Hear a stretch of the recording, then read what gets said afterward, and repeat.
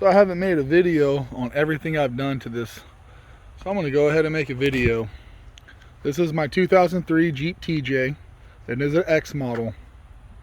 For starters, I bought it and it had a whole lot of issues on it. Got all those mechanical issues fixed, like the transmission, water pump, exhaust, O2 sensors, U-joints, resistor blower motor, locked up brakes, brake flex lines. I mean, had quite a few issues. We got it all fixed up. Then I started working on it. So the first thing that we did was it actually had some tow bumpers for RVs. So we got rid of those tow bumpers, and I bought this one. This one originally had a swing gate on it from Amazon, from eBay. I think it was around $200. Well, it squeaked and rattled and made a whole lot of noise. So what I ended up doing was I cut the swing gate off, and then I built my own tire carrier here out of angle iron and plate. And then to make sure it was secure on the inside here, I just went through the holes that were already there, like the holes that were already there with the bolt, and then I just drilled holes and I put crush sleeves inside here, and then I just took a plate and made a big washer so that way it doesn't flex the door. It makes a little bit of noise whenever you're driving down like a really bad road, but it's not bad for holding a 37-inch by 14 IROC. That's what's on here. This is a 37 by 14 IROC with a 15-inch wheel. That's my spare, and it has a little bit of wear on it because it was my wife's actual tires, but I took it for my spare. This tire isn't even actually a full 37. It's a 37, but it's actually measured out to 36.5. With the wheel and tire, it's only 91 pounds. So we also got these eBay rock Ciders, and instead of bolting them on like they recommend doing with a kit, I said no sir, and I went ahead and welded them on. It's an ugly weld, it sure is. I did it with a 110 flux wire from Harbor Freight, but the thing is about it is I've lifted up my Jeep with a floor jack, and it didn't break the welds, didn't bend the bars, didn't do nothing. So welding these on with a 110 flux welder, strong enough weld with plug welding it that I can actually lift my Jeep up with a floor jack off of these. So ugly weld or not, it holds. We'll go to the front here. The front, I actually had a eBay bumper, and I got rid of it because first time I went to go winch on it, it just bowed and flexed the back plate right here, this piece. It just bowed and flexed it. The whole winch just pulled forward. And I was like, ooh, it was about a $200 bumper, and I was like, that's trash. So I took it off, went to Harbor Freight, got their winch plate, and I had to drill new holes to get them to line up with my tow hooks. I actually had to buy new tow hooks because I couldn't find my old ones. So all I did is just basically line it up, and I cut this back here, and I cut the angle of it, and then I welded this plate, this piece of flat, to the bottom of the winch plate. And then I actually, let's see if I can see this. Okay, I can't really see on the video here. Let me lay down. Oh, so what I did was I took this piece of plate and I cut this piece of plate with a tab that came off and went up and across. And I bent this tab. I bent it. You guys can see it. So it could go into this bottom mounting hole. So this plate right here is one solid piece, and it's stitch welded into the bottom of my actual winch plate. So that way when I pull, I'm pulling from 6 holes instead of 4. And now at the time I had an actual sway bar, so my sway bar mounts were covered, and before I went to the anti-rock, which I'll talk about in a little bit. So that's why it's not further back, but I like this because I could get to my power steering gearbox and make the adjustment or whatever if I need to. And plus it's not right up on the hood, it's not right up on the grill, it can breathe and everything else. Get to the wires, aren't pinched. We bought the Badlands 12,000 pound Harbor Freight winch. No issues, no complaints. So we'll talk, since we're already here, we'll talk about this. So I had the sway bar disconnects, and I didn't like having to get down there and disconnect them and connect them. It's not that it took a long time or it was very difficult, but I just didn't enjoy the process of having to go down there and deal with it, especially when it's muddy. So I started reading reviews on the anti-rock sway bars, and I was like, you know what, let me go ahead and get one and try it out. And I gotta tell you, love it, absolutely love it. When I first put it on, there was a lot more body roll, and it felt kind of like, oh, around corners. but after about a day or two driving it, you don't even notice it no more. It just feels normal. But it's actually really stable. It's not sway. And when the wind blows, you can feel it. But I mean, it's a TJ. I'm pretty sure you can always feel it when the wind blows. Actually, I know for a fact because I've been driving this for a long time. You always can feel it when the wind blows. It's just the way it is with the lighter vehicle.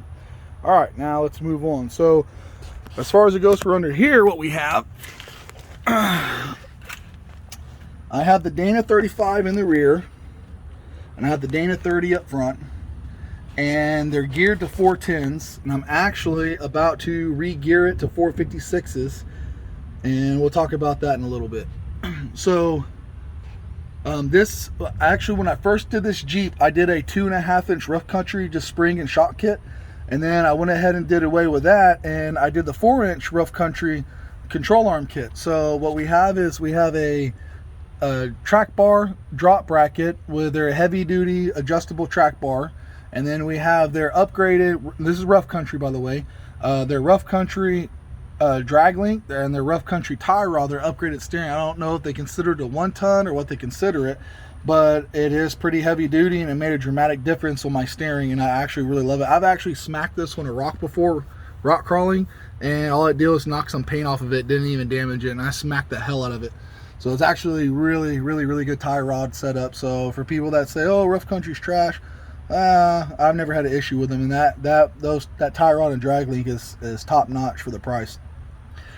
Just recently replaced all 4 of my ball joints with Dana spicers. And I went ahead and took my knuckle off and painted my knuckles, so that way they're like a machine gray. I also repainted my axles and everything else.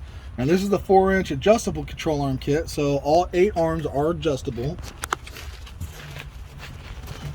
They're all serviceable and adjustable, and they're all Heim joint.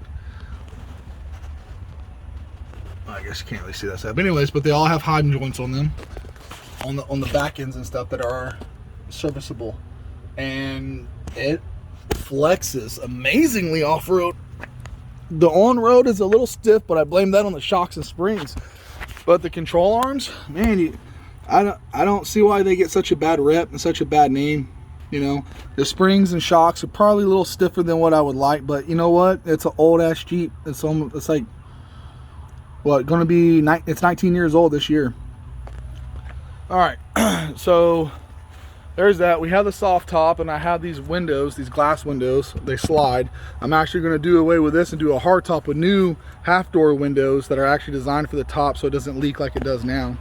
I went ahead and repainted my frame. I sanded my frame down, and I repainted that. I repainted my axles. I repainted my gas tank skid plate. I repainted everything underneath the Jeep.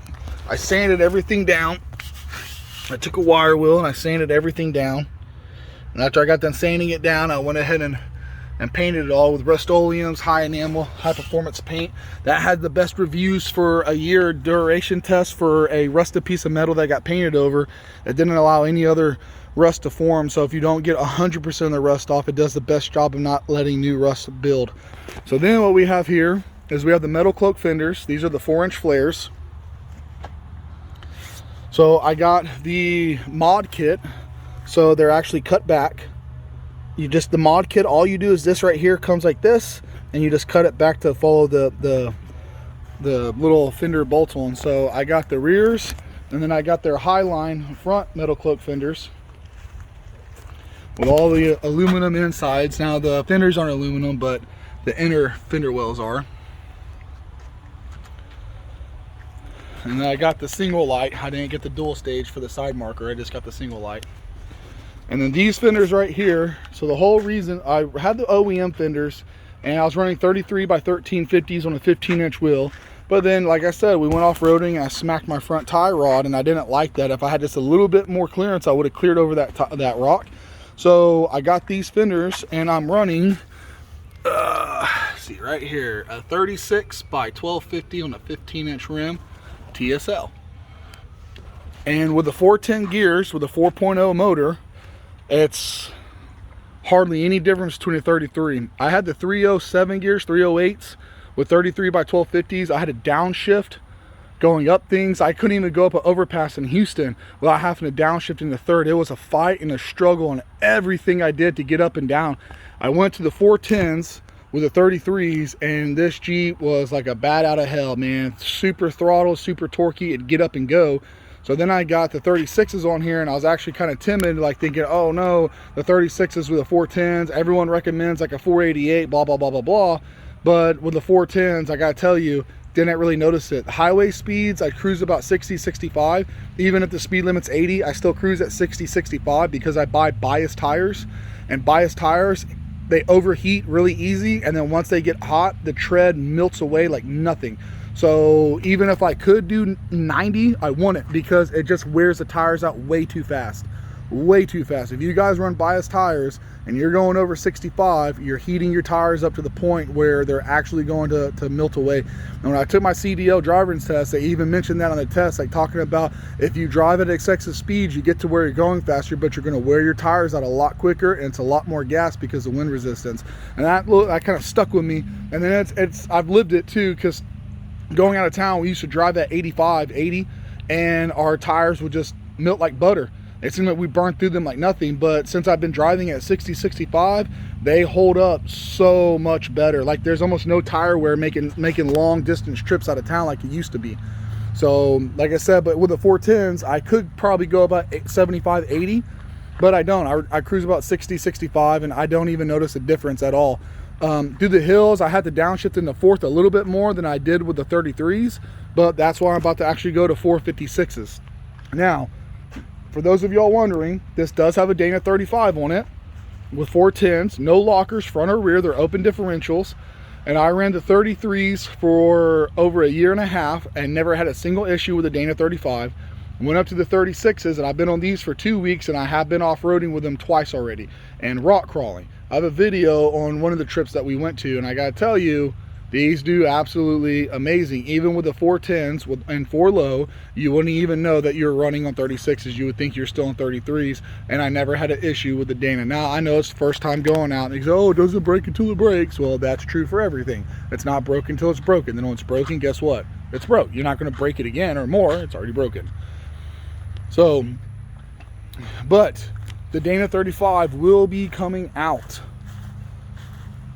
But this is my 2003 Jeep TJ with a 4-inch rough country lift kit with metal cloak fenders and upgraded steering system and everything. And I think my power steering gearbox might be on its last leg, because I am getting a little bit of steering lash and the steering with a little bit of slop, so I might be looking at replacing that here pretty soon. I'm going to show you what we got going on for my rear differential. This is our project. This is me and my buddy's next project. This is a Ford 8.8, and we already have it re-geared. I took it to get re-geared last week, so it has 456s in the rear, and I'm going to get the front re-geared to 456 when this gets ready to go put in there. So we already cut all the brackets off, and then we got the guss. So here's the guss that we're going to weld up on there, and then all the brackets and everything else we have to put back up on there.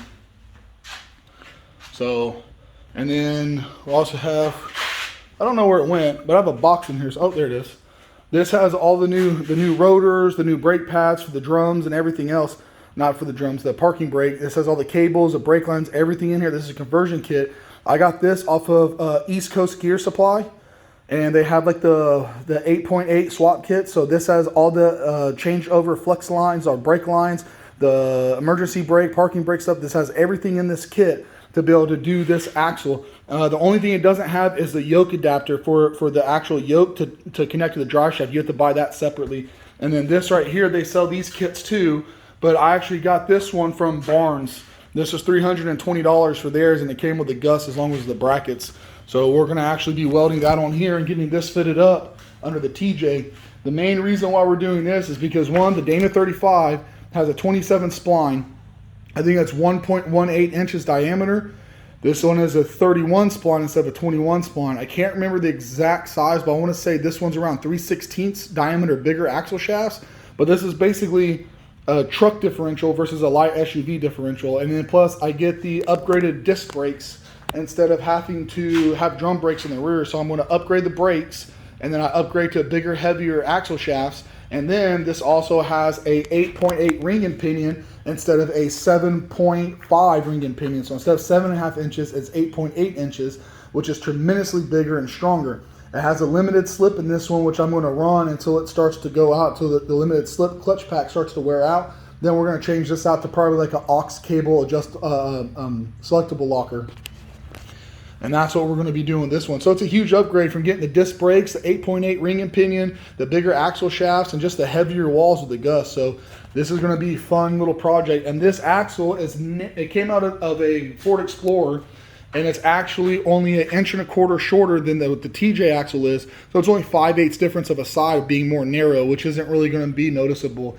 I mean, you could, nickel and diamond or say, well, you can notice it. But yeah, if you know it's there, you'll probably see it. But if you don't, you probably won't. My wife has a JK, my buddy has a JT, and I got the TJ. I have a 2-door, she has a 4-door, and he has the truck, the Gladiator. We're going to be putting this axle in hopefully within the next 2 weeks, because we have a trip planned in about a month or two to go to Arkansas to go hit the trails up there. I'd really like to have this axle in there just so I can have a peace of mind. I'm not saying the Dana 35 wouldn't hold, but I don't want to find out, in a bad spot away from home. As far as it goes to the Dana 30, I'm not worried about that because my wife has a Dana 30 on her JK and she runs 38s. It's only 40% of the load of the rear axle anyways. Well, that's my Jeep. That's my plans.